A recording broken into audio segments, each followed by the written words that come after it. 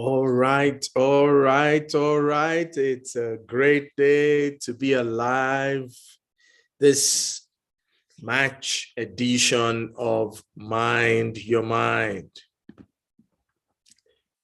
Distinguished ladies and gentlemen from wherever it is you are joining us from, my name is Joshua Awesome, and I'm excited to be here at this Mind Your Mind edition. For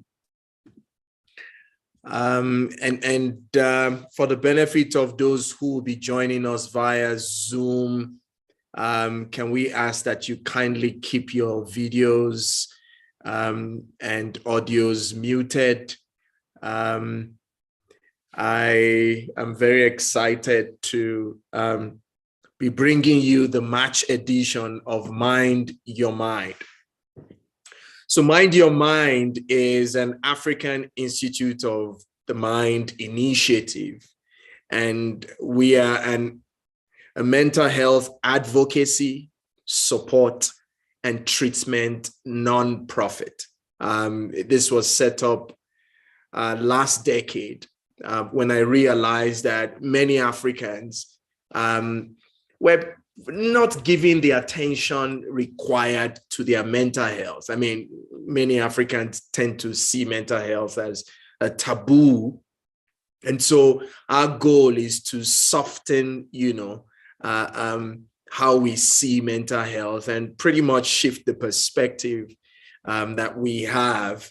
And so we try to host this every last Sunday of the month by having a conversation with someone to share from their own perspective.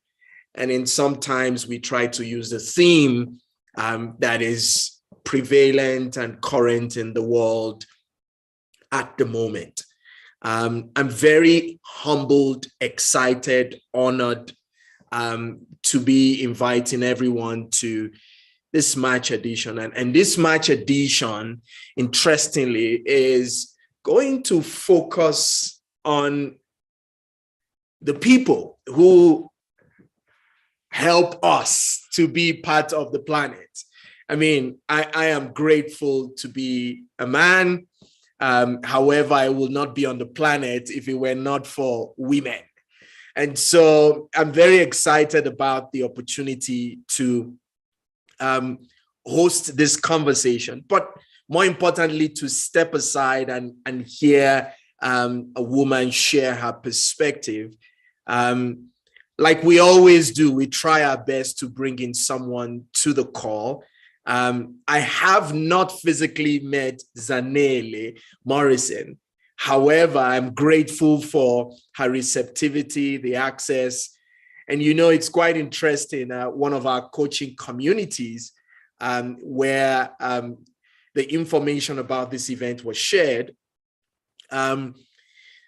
someone and a couple of persons had great and kind things to say about her. When I said it to her just before we began the session, I could also feel the positivity. I tend to want to call her a positive broadcaster. Aside that, the bit that we know is that Zanele Morrison used to be the corporate affairs director and marketing director at the Johannesburg Stock Exchange. I would not say too much, but I'll give her the opportunity to possibly take it forward from there. For the benefit of those who do not know you, Zanele, I'd like to invite you at this point to kindly just join us on the call and please kindly introduce yourself to us and for the benefit of those who will be hearing about you for the first time. And then I guess we will take the conversation forward from there. You're welcome to African Institute of the Mind's Mind Your Mind, March edition, Breaking the Bias. Over to you, Zanele. Thank you so much.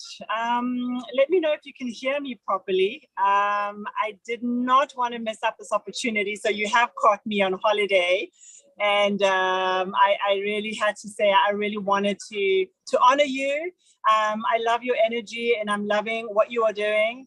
I really believe we are all capable of doing the most extraordinary, impactful things, for others. So when I saw what you were doing, I think for me, I'm happy, and I want to see more of yous and you going forward.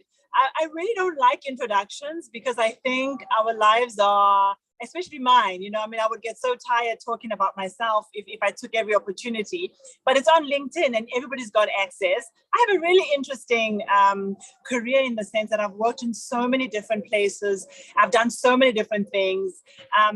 I think God has really been generous with opportunity and places to expand my talent. I've been a consumer of knowledge, and that's meant that I've moved and I've done the most interesting things. And I look back and I'm so grateful, understanding that I had all these opportunities to learn. I'm a lover of knowledge. I'm a lover of learning. I'm a lover of experience. I also believe we do have one life, even though it'll be gone in the blink. It'll be gone. While we are here, we need to make the most of the time that we've been given, and we need to live fully. And for me, what does living fully mean? For me, living fully means that I get to make choices about how I live. I do not allow society, other people, I don't allow other paradigms to prescribe necessarily how I live. I try very much to live by choice and by option. And I think I was raised in that way. I'm the last of 5. So I think by the time that I came, my parents sort of just poured water and hoped for the best, And really I realized that I had nothing else to do but to live, and to live fully, and to make choices and to make decisions. But I think as we go along in life, and I'm so grateful to be speaking now. Had I spoken 5 years ago, can you imagine? I would not be able to contribute this much, I think, to mental health as what I have. I am so grateful that I have managed to live through COVID, because I think COVID allowed us to stop. COVID allowed us to understand what was valuable and what was not. COVID gave us the opportunity to be with ourselves, with our minds, with our bodies, with our spirit. We couldn't go to church. So your spirit was with you at home, and you had to sort out the relationship between you and the spirit. You and the spirit. You had to sort out the relationship between you and your mind. And you had to sort out the relationship between you and your body. I always crack the joke about post-COVID bodies. We all have come out with our post-COVID bodies. We've also come out with our post-COVID spirits. We've come out with our post-COVID minds. And it's really given us the opportunity to test where we are at mentally, spiritually, and physically. And when I say we, I have come to understand that I am not my mind. I am not just my body. I don't think I am also just my spirit. There's an elevated sense of controlling oneself that allows you to know that you are a being that's connected to a far greater, far more powerful, universal power. And that is what has sent us here. So when you understand that, you're also able to separate yourself, for me, a little bit from your problems and from your issues. And you're able to understand that there's a you that's in control of all of this, that you have to help out. So this body is but a vessel for me that's helping me to walk through this life. I respect this body. I love this body. I give this body that which it needs to thrive. I would love this body to live for a very long time, but to live healthy and fit and agile. That's how I want this body to carry me when I'm 110 and 120, when I'm holding my great-grandchild. I want to have that strength to be able to hold the child and feel safe. So I'm doing today that which will give me the body that I need when I'm 110.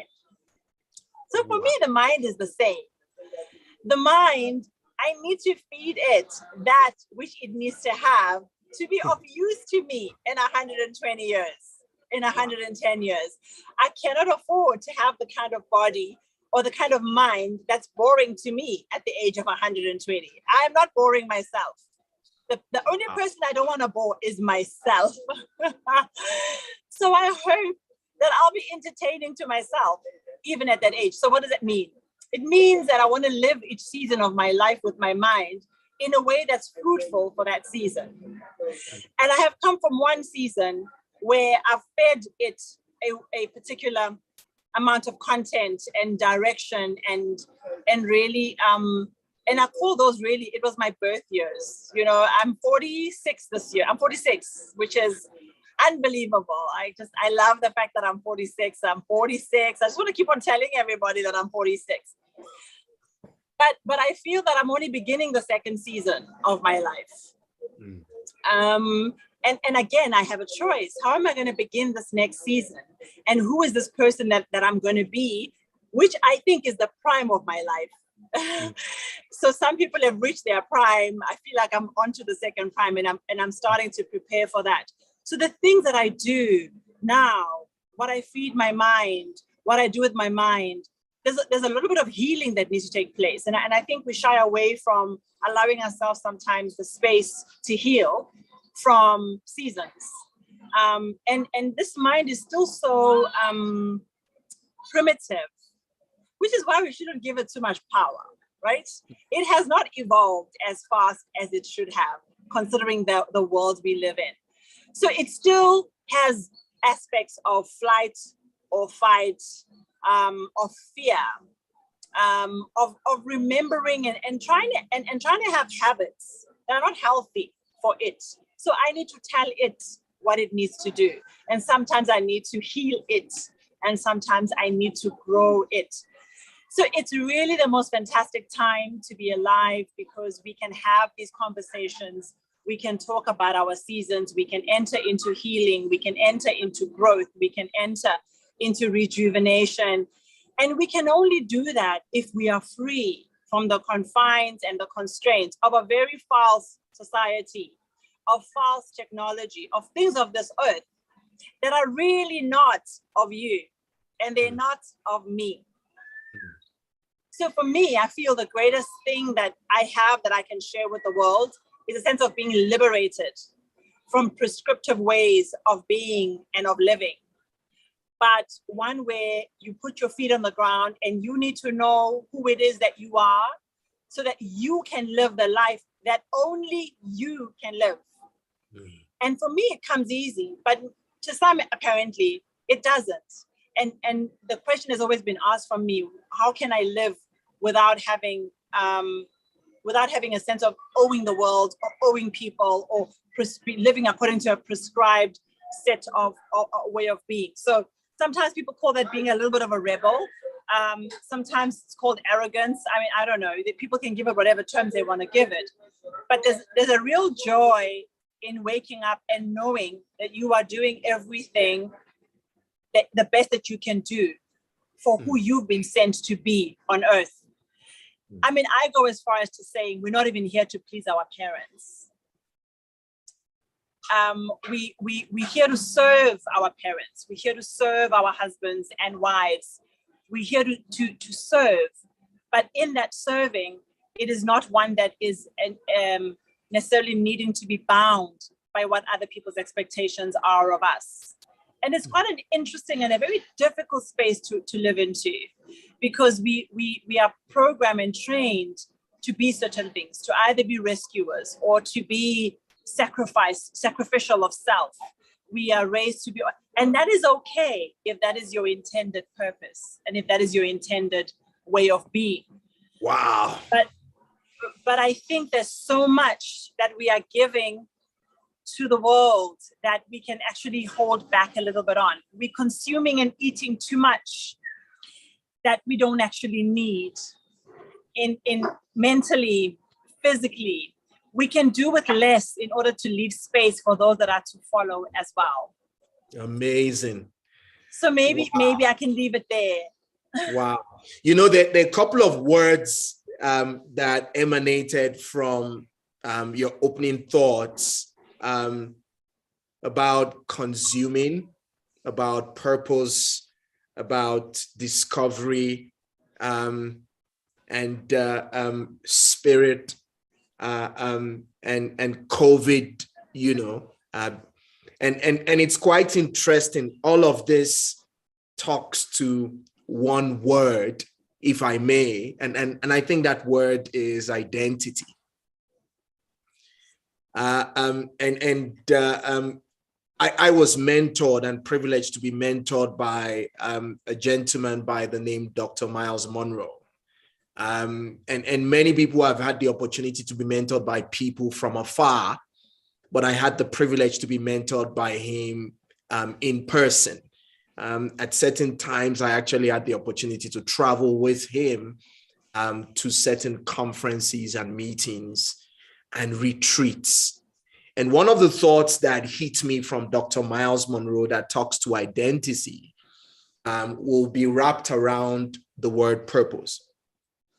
And he actually fuses and puts the words this way. He says, purpose is when you know and understand what you are born to accomplish.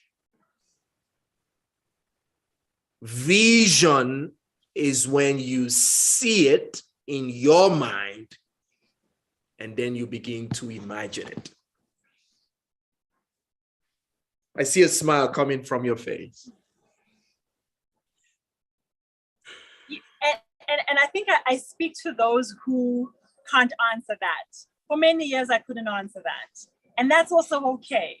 For many years, I did not know where I was going, what my vision was, or what my purpose was. And that was okay. It was okay not to know, because God knew. My maker knew. The person who does the map of our lives, or the thing, the entity that does the purpose of our lives, they knew. And I was patient with that. For the first time in my life, I can say I'm starting to be able to articulate what my purpose is. I'm starting to see the vision and get comfortable with the vision. And I'm starting to picture it and enable it. And I can tell you, if you're not there yet, it is sweet.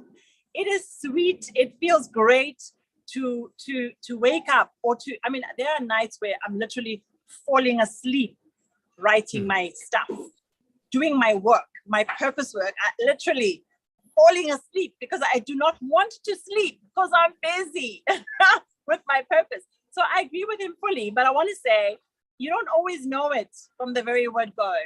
Right. 46 and it's just come. Interestingly, I actually turned 46 April 16. Stunning. Wow. Stunning.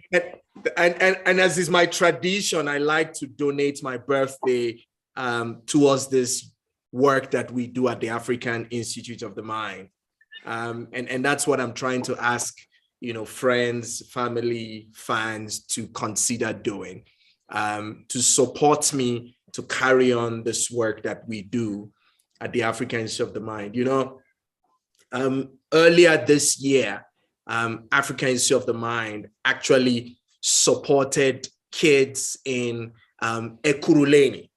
And for us, it was humbling. In Ekurhuleni, we got word that several kids had either lost their parents or their parents had lost their jobs.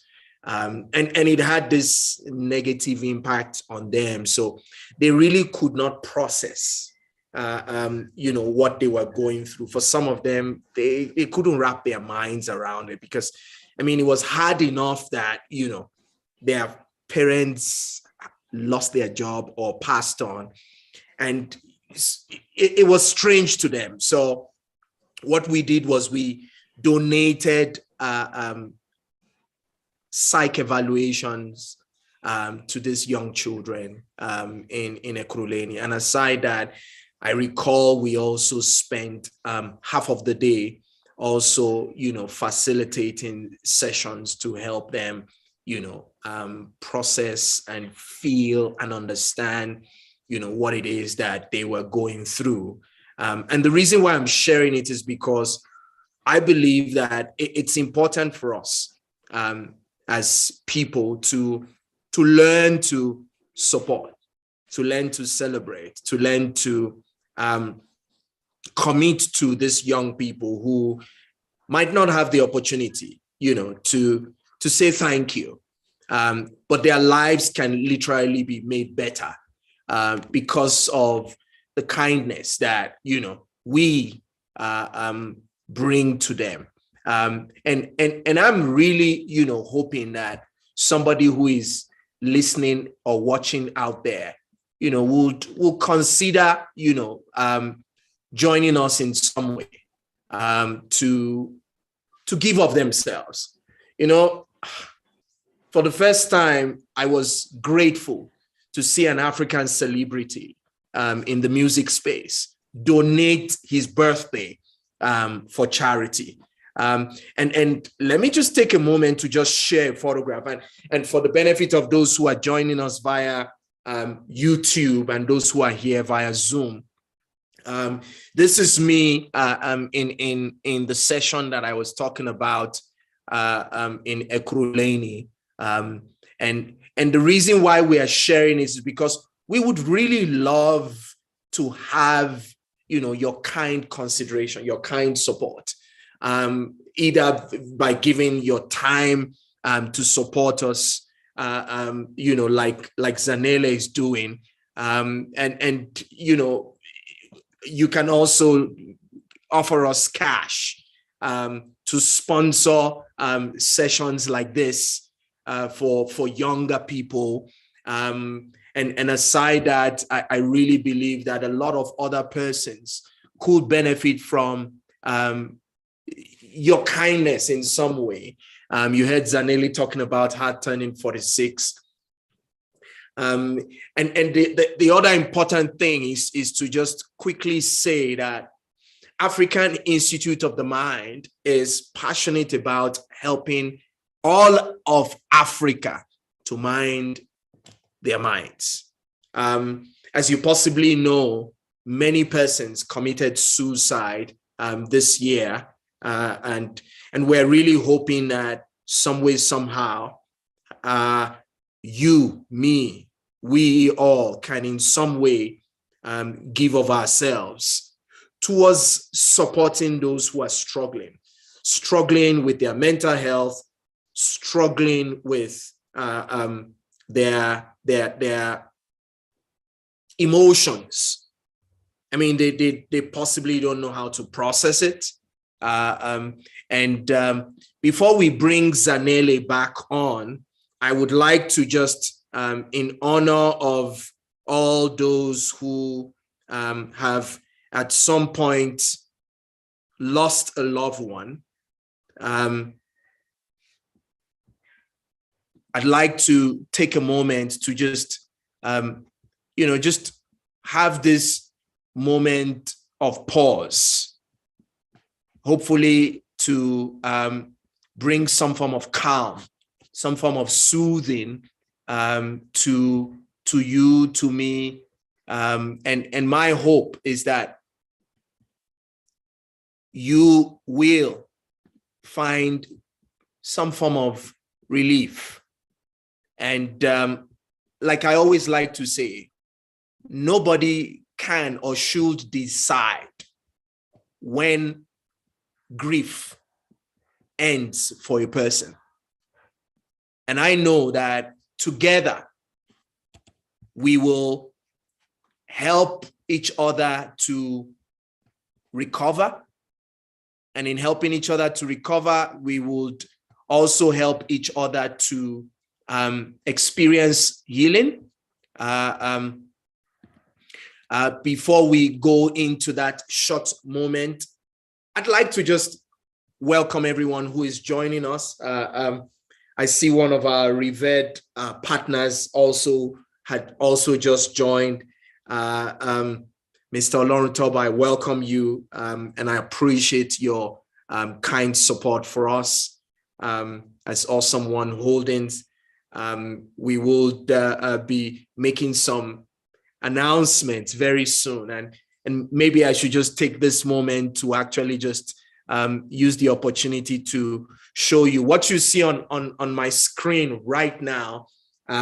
Is a therapy treatment machine that we are excited to be investing in to include to our treatment protocol for treatment of various kind of mental health challenges. And we hope and believe that we will be able to do more with the work that we are doing here at the African Institute of the Mind.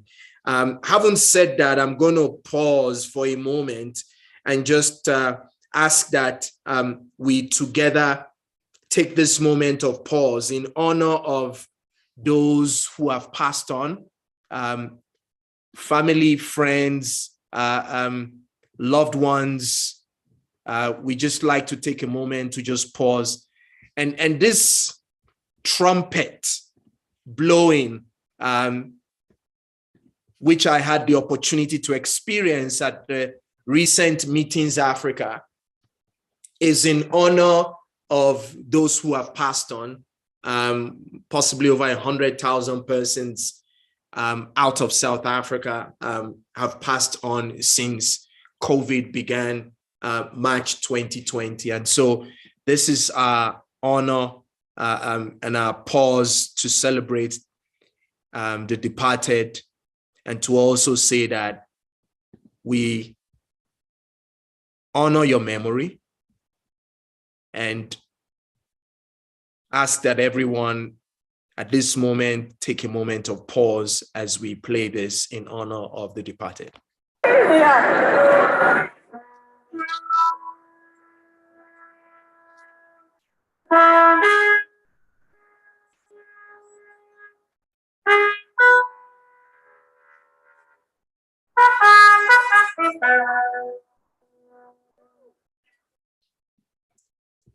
And so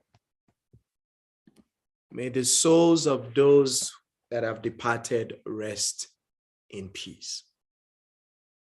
And talking about peace, peace is necessarily not a destination. It's something that we don't need to get to a place before we embody or experience it. Peace should be something that you experience within your inner landscape. And this is why at the Africans of the Mind, our daily dedication and mission is to work towards seeing how we can support people across the African continent, from the West to the East to Southern Africa and to Central Africa. And as we like to refer to those who are not in Africa, but are Africans, we call them those Africans in diaspora. And we honor and celebrate everyone who is joining us here via Zoom and those who will be watching this via YouTube. I got a couple of WhatsApp messages already of people chiming in from as far as the United Kingdom to the United States. We appreciate and celebrate you. This is Mind Your Mind, the March edition, focused on breaking the bias. And I recorded a video, and you can find it on my YouTube channel, where I started and I said, yeah, and that is the mode and way we have been, trying to express our solidarity and support to say we are breaking the bias. But what does that really mean? What does it mean to you to break the bias? And I'd like to invite our special guest one more time, Zanele. If you can just also let's begin, this conversation around our theme for this month, breaking the bias. And this is the conversation that we've been having all over the place, from Africa to Europe to America, and I'm keen to actually to get your perspective and everyone who is joining us. What does break the bias mean to you? I'd like you to type it in the chat box. Over to you, Zanele, and I'd like you to just take it away from there. Yeah.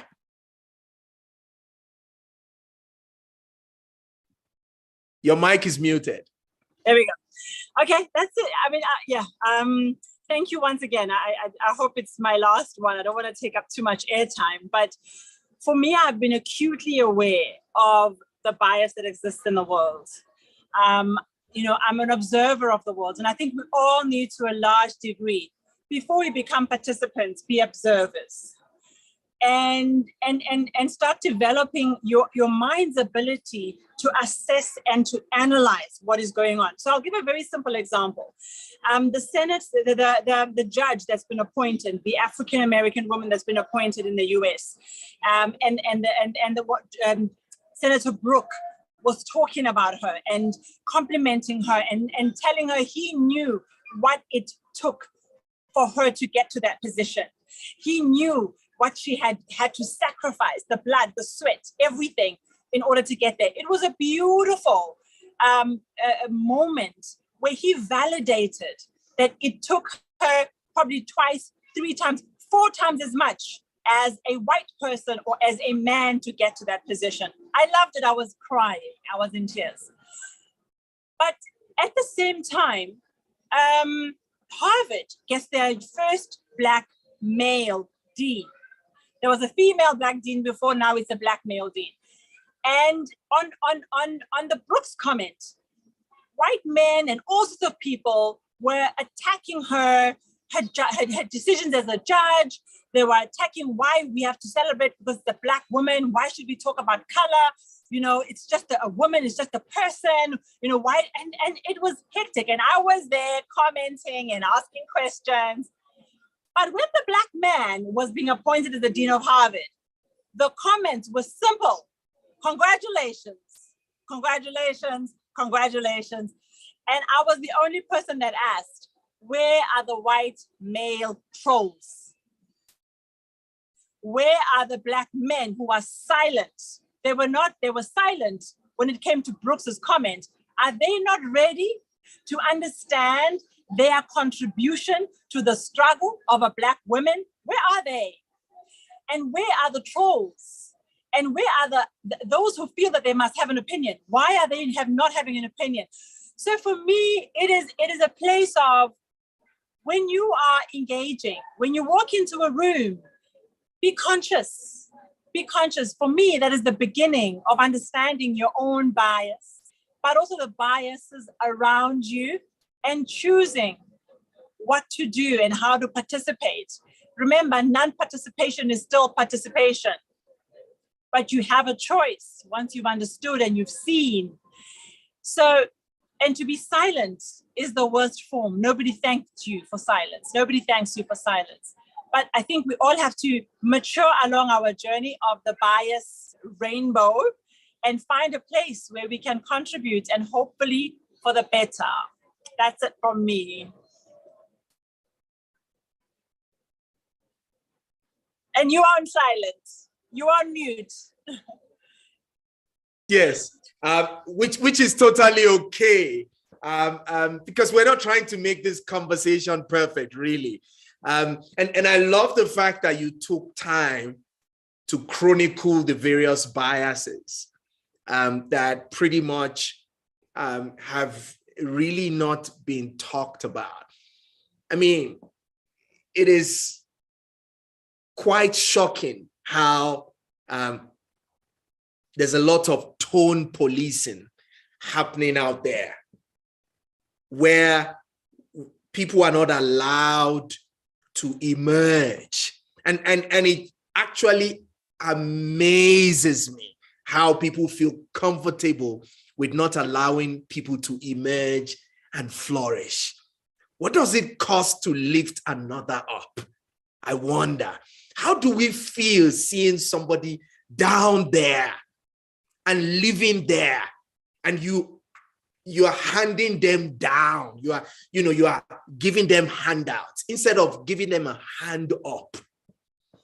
So as I heard you talk about those various, biases, it was quite interesting to hear you also highlight the one that has gotten a lot of airplay, the judge. And it's quite interesting that the Obamas of this world opened the door, but they were not the first that actually opened the door. When you think about it, it's something that had happened decades ago by the Martin Luther Kings of this world, who had a dream. And this is why, it's important for us to not just dream, but document our dream through our words. Because what we are doing right now is that we are documenting it into the stratosphere. We are injecting it out there and releasing it. And somebody who will watch this and listen to you will possibly get to think about what they were thinking about while they thought about what you were talking about as we think. I like the smile on your face around, this. What are you thinking about? I liked your example about Martin Luther King, and I think we fall on him a lot. And then we fall on Nelson Mandela, and we fall on all these other great leaders, and we fall on African leaders who've made, whom we can talk about historically. Let me tell you what my biggest challenge is that there were probably a lot of people around Martin Luther King who made the change happen. A lot. Many of whom are available for us to read, but we're not consuming. And then a lot more that weren't available to us. There was a whole struggle, hundreds of people behind, around, and some even in front of Martin Luther King. Same thing with Nelson Mandela. There were a lot of people around him. The struggle was not just Mandela. It was a whole lot of people who have done well and have disappointed us all at the same time, right? Because we look back and history is not kind. However, I think the challenge we have is that it makes a lot of us abdicate doing anything ourselves because we think somebody else is supposed to do it. We think we have now become parties of one. We're waiting for one leader to emerge. We all should play our part in our homes, in our communities, in the street, at work, because the struggle is not just one person. It is a lot of people. The liberation of Black women in this country is not the job of somebody else out there. It's not the job of some CEO who has a vision. It's you as a husband to a woman who has to work and pay the bills and requires of you to support her to the degree that she supports you. And we always know it's completely slanted. It is you, the example that you set in your home, liberating your children to understand that they can do and achieve anything they want to, and being pushed and being enabled to do that. It's you going into the office and listening out and hearing how women are being treated in your space. It is not for Nelson Mandela's or Martin Luther King's to enable our liberation today. It is us today, you, me. We have to do the work to liberate ourselves and others. Profound. I like the example you just gave about inclusivity, and all of us have a role to play. The one thing that I try to do every week in our office is give the opportunity to check in. Sometimes it doesn't always go as I desire, but I don't try to, and I don't really believe that, we should not express ourselves, which is why I'm always very open to listening for feedback. Because feedback is the breakfast of champions, and feedback is not always very sweet, but it is needful. And so as you share what you share, maybe it is a pointer to not just me, but to everyone who is listening. Maybe there are areas that we haven't given attention to attention. And I like saying that a lot. We need to begin to give attention to attention. Yes. and I believe that's very important. And why is it important? Because sometimes our lenses are limited to only the areas that we have been drawn to, exposed to, given attention to. And there is more to us than we know. And relationships are very important. Everyone who comes into our space or our place is there for a purpose. And if they allow themselves, they could find out a whole lot more about that place and that space if they allow themselves. And if they don't, life moves on, because that's a reality about life too. Before we begin to wrap up, the question about breaking the bias, the theme for International Women's Day. I mean, you're an exec. You have worked at the JSE, and I'd like to get your perspective about that. You know, when you think about that theme, as a C-suite leader, an executive, what comes to your mind? I'd like you to please just share that at this moment. I think when I stepped out of the township and I came to study in the university, and I came to Johannesburg, and I had my own business, and I was, I literally built the building blocks of my career. There was a lot that I wasn't exposed to. And I think I worked for some of the most incredible organizations purely by mistake. I worked for Ericsson, which is a Swedish company. And what I didn't realize at Ericsson was the level of equality that women had, the level of freedom that caught on to even South Africans in the opportunities and the way in which they interacted and worked with women in technology. That probably was over 15 years ago, where I experienced real, authentic equality that comes from the Swedish environment, where women are basically much further advanced in terms of the opportunities that they receive.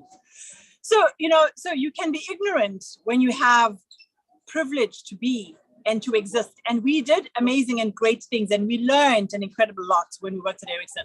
Then I worked at Accenture, which believed and hired you for high performance. And as long as you were a high performer, you fitted into that environment. And it was a learning and a growth mindset. The challenge with discrimination, the challenge with inauthentic leaders and spaces and environment that don't invest in people is that bias comes in and oppression comes in and all sorts of things come in because you're not filling the gap. Like nature doesn't like a gap. And people are people of evolution and growth and learning. So an environment that has the right values, for me, overcomes bias much more easily than an environment that has poor values. Thank you. Nature does not like a gap. So when there's a gap in an organization where they don't have the right kinds of values of investing in people, then bias comes in. Because if you think about it, we are biased against opportunities. We're not allowed to receive and achieve opportunities to be the best that we can be. And we say it's a color issue. It's a values issue. If an organization is invested in valuing everybody, investing in people, lifting and celebrating people, when it can't do that, it will oppress, it will discriminate, it will get rid of high performers. It will undermine people's contributions. So for me, speaking from the years of experience that I've had, I still believe, and maybe it's because I'm passionate about teaching and learning, let's teach, let's lift up everybody so that we can have a greater economy. For me, that is what I wish to see.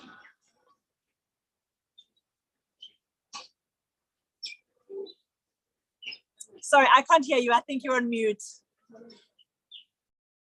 Yes, I was saying amazing. I kind of like, the words nature doesn't like a gap from, what you unpacked just now. And I think it's important that we all think on that. Okay? Nature doesn't like a gap. The question is, what gap are you noticing around you as a person that you need to find a way to fill? For me, it is the way we look at mental health as Africans. We are working to set up not just a mental health support and advocacy organization, but we are trying to create one that is also mobile, where we can take mental health support to people rather than getting people to come to us. And that's the next phase for us at Awesome One Holdings. And this is a big announcement that is going to be unveiled very soon. But before we begin to approach, the end of this, I'd like to take a moment to just share some very interesting thoughts. They are not mine, but they are thoughts that I'd like us to think about, all right? And it's centered around breaking the bias. And it begins with, not all white people are racists. Not all Black people come from poverty. Not all disabilities are visible. Not all young people like social media. Not all, okay? Not all, and I'm going to pause there again. Not all Black women have experienced microaggressions, all right? We're celebrating International Women's Day this month. This is why I'm pausing on that one. Not all women are comfortable promoting their work. Not all racism is overt. Not all older adults hate technology. Not all Black women have an attitude. Not all Black men are criminals. Not all women want it all. Not all men attack women. Not all trans people have transitioned. Not all white women are in senior positions. Not all biases are unconscious. Not all Asian professionals see themselves in senior roles. Not all Black people come from lower socio-economic backgrounds. Not all white people come from higher socio-economic backgrounds. Not all Asian people work in tech. Not all senior leaders believe in equity. Not all white people, not all white men become CEOs. Not all Asian men own businesses. Not all Black people want to share their lived experiences. Not all people with disabilities need special measures. Not all white people are allies. Not all Black people are allies. Not all gay men or men who think that, they have come out are gay. Not all diverse communities can work hard to be successful. Not all Muslims are terrorists. Not all women want to be mothers. Not all mothers are primary caregivers. Not all men choose work over family. Not all Black professionals need mentoring. Not all women want equality for all women. Not all women are included in your gender equality efforts. can we all break the bias? Zanele, I'd like you to just touch on the one that pretty much resonates with you. As we begin to, close this conversation, which one amongst all of those resonated with you? Or you want to touch on that a little bit as we begin to close this Mind Your Mind edition on breaking the bias. So while we're waiting, thank you. I'm actually on. I don't know why it's put me on safe driving mode. I don't know what it's doing. I think it's overheating. Oh. It's very hot where I am. So I think for me, sorry, I dropped it. I think for me, the main one that resonated, and I cannot say it's actually one. I think it's the idea where you are creating a very large net for us to have compassion for the difference that we will have in our level of maturity along the spectrum of bias, for self-acceptance as well, that we're not all experiencing these things in the same way, and all of us. And I think I loved what you said in the previous conversation. We need to have empathy and allow people to speak. Every time a person speaks and says things that really upsets many other people, I always want to say I'm grateful that you said it, because you saying it is not only part of your own growth, but it also helps us to process what is happening and how it feels when it lands on us. We should not do harm, though, to others with our words and our opinions. But I think it is often not the intent of people when that actually happens. So I resonated with a lot of the people and the scenarios that you included. And it all speaks to empathy. We should approach this struggle with empathy for everybody's perspectives and views. It's a huge ask, but I think we are up to the task. Profound. Thank you so much for that one.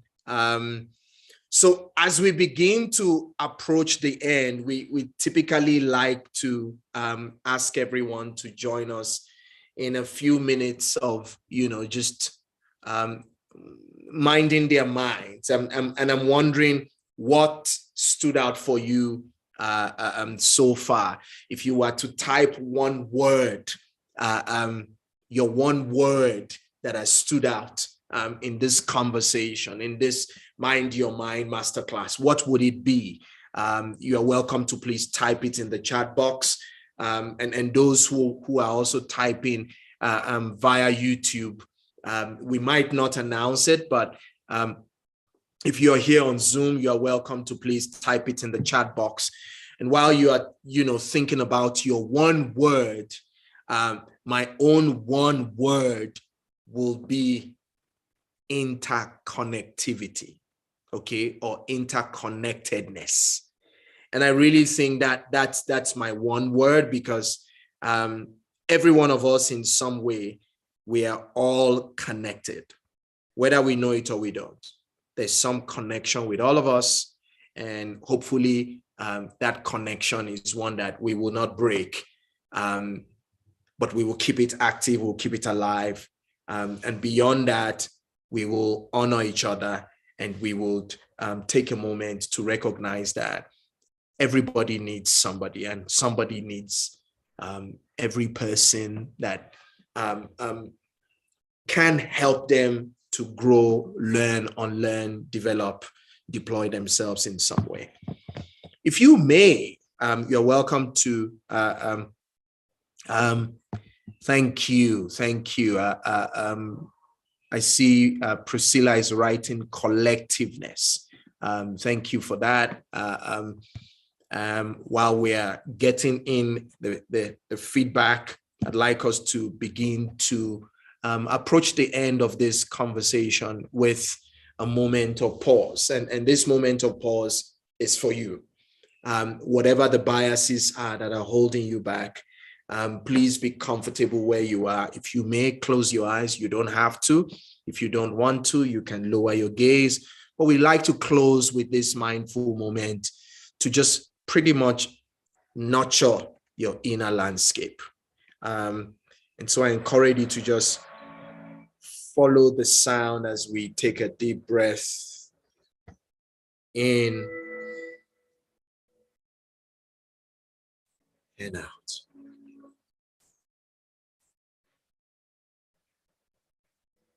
In and out.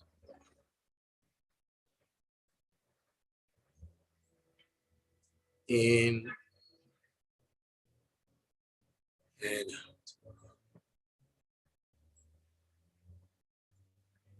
In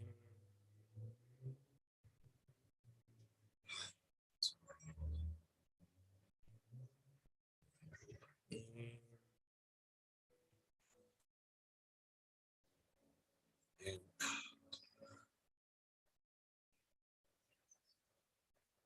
breathe in and out.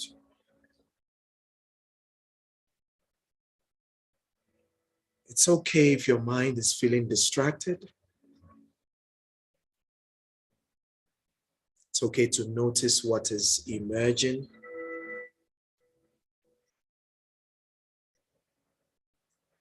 You can bring your mind back to the moment of mindfulness. This is not religion, it is a relationship with your own inner landscape. Hopefully disconnecting you from everything and helping you reconnect with your whole self.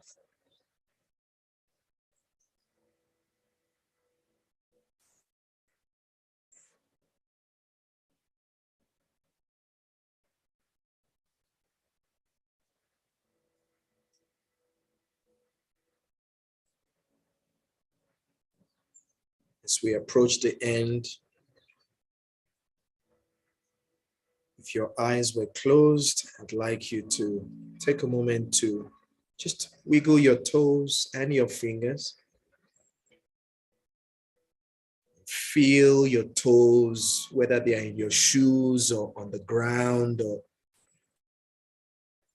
feel your body on the chair or cushion, wherever it is you are seated. Notice the environment, the sound around you. It is a gift. It is a blessing to be able to notice everything that is within your level of awareness or consciousness. May I invite you to open your eyes. Well, we never like to end. I'd like to thank everyone who has joined us. Special thanks to Zanele Morrison for being our guest on this Mind Your Mind edition. Mr. Oloruntoba, I see you just typed in possibilities. Thank you to everyone who has joined us on this March edition of Mind Your Mind. I don't know if you have any final words. Zanele, would you like to say your final words? And Mr. Oloruntoba, if you'd like to, just also turn on your camera for us for a moment. Zanele, your final words. Don't worry if there's any noise in your background. This is live. This is fun. Please. I'm just sending all my love to everybody and wishing you all the best. And thank you for allowing me to be on this platform. I really appreciate it. Thank you. Thank you, Zanele.